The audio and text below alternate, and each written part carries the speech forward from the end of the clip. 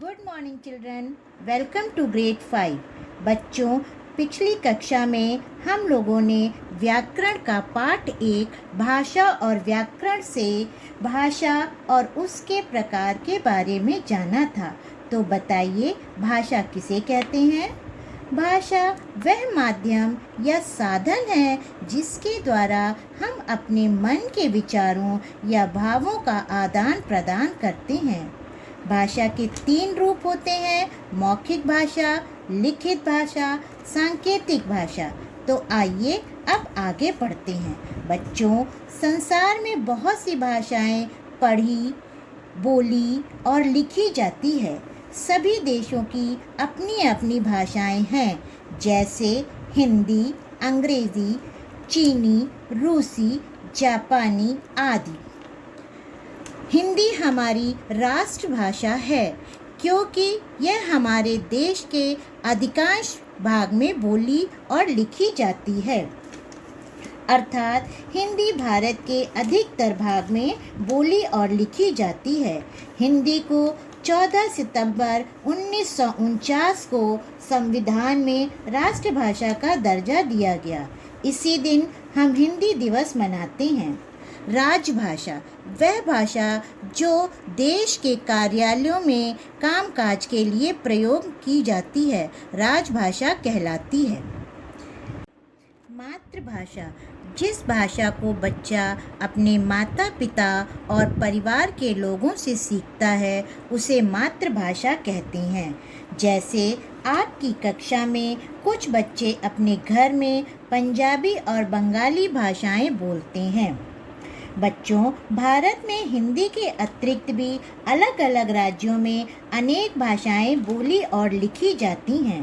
भारतीय संविधान में 22 भाषाओं को मान्यता प्रदान की गई है, जिनमें से कुछ प्रमुख राज्यों में बोली जाने वाली भाषाएं: हिंदी उत्तर प्रदेश में बोली जाती है, मराठी महाराष्ट्र में, गुजराती गुजरात में, तमिल तमिलनाडु में, मलयालम केरल में, तेलुगु आंध्र प्रदेश में, कन्नड़ कर्नाटक, बांग्ला पश्चिम बंगाल, उड़िया उड़ीसा में, हिंदी बिहार में।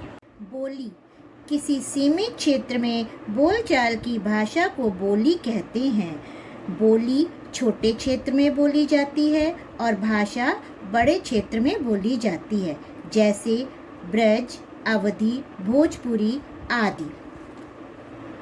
लिपि बच्चों, प्रत्येक ध्वनि को जो हम बोलते हैं उसे लिखने के लिए कुछ चिन्हों की आवश्यकता होती है, अर्थात भाषा लिखने के ढंग को लिपि कहते हैं। प्रत्येक भाषा की अलग और विशेष लिपि होती है, जैसे हिंदी की देवनागरी लिपि, संस्कृत की देवनागरी लिपि, गुजराती की देवनागरी लिपि, मराठी की देवनागरी लिपि, पंजाबी की गुरुमुखी, अंग्रेजी की रोमन, उर्दू की फारसी, कश्मीरी की देवनागरी। व्याकरण बच्चों, जैसे सड़क पर चलने के नियम होते हैं, यदि उन नियमों का पालन न किया जाए तो दुर्घटना हो सकती है। इसी प्रकार प्रत्येक भाषा के अपने नियम होते हैं।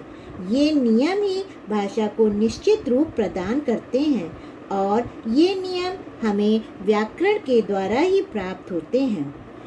व्याकरण से हमें भाषा के शुद्ध रूप का ज्ञान होता है, जैसे घोड़ा दौड़ रही है, लड़कियां खेल रही हैं, जाते हैं हम अपने घर। ये वाक्य अशुद्ध हैं, गलत हैं। इनके सही रूप, शुद्ध रूप ये हैं: घोड़ा दौड़ रहा है, लड़कियां खेल रही हैं, हम अपने घर जाते हैं। अतः व्याकरण वह शास्त्र है जिनके द्वारा हम भाषा को शुद्ध रूप से पढ़ना, लिखना और बोलना सीखते हैं। व्याकरण के अंग बच्चों, जिस प्रकार सेकंड से मिनट और मिनट से घंटे बनते हैं, उसी प्रकार वर्ण से शब्द और शब्द से वाक्य बनते हैं। तो व्याकरण के 3 अंग होते हैं। पहला वर्ण विचार, इसमें हम वर्णों के उच्चारण, भेद तथा उनके पढ़ने लिखने के ढंग का अध्ययन करते हैं। दूसरा, शब्द विचार, इसमें शब्दों की रचना, भेद, प्रकार एवं शुद्धता का अध्ययन करते हैं। तीसरा, वाक्य विचार, इसमें वाक्य की रचना, प्रकार, वाक्य प्रयोग, शुद्धता तथा विराम चिन्ह आदि का अध्ययन करते हैं। तो बच्चों, आपको आज का पाठ समझ में आया? Thank you. बाय।